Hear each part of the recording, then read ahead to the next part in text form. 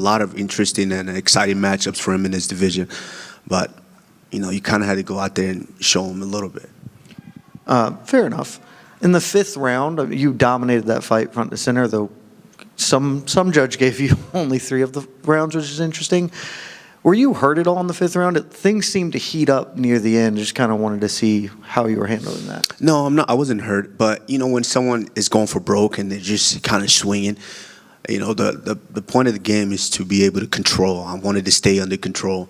And so it could kind of look a little sloppy trying to control a guy that's swinging wild, trying to get you out of there. So, that's kind of all it was. My coaches didn't want me to make any mistakes. And, when you're in there, sometimes you make mistakes. So we're going to go back. We're going to look at it. But, it's just only up from here. And I have to ask you, I think I know what you're going to say, but Belal Muhammad quickly tweeted, "See you soon."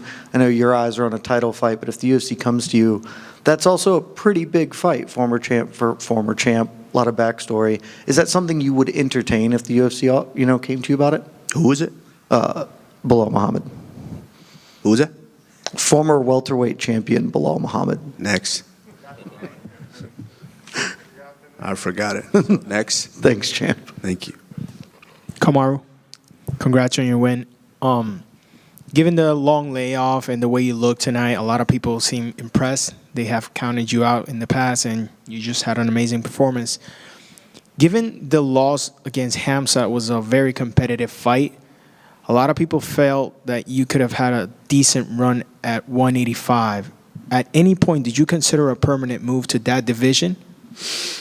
I mean, it only makes sense to fight for that title. If it wasn't for that title, obviously I always wanted Hamza while he was lurking around the welterweight division, but that fight only made sense to step in and like I said, I love this company, and I wanted to help out. So I stepped in. Of course, no one was willing to step in and take that fight then, so I stepped in and helped out. Obviously, I wanted the playing field to be leveled. He was already a big middleweight.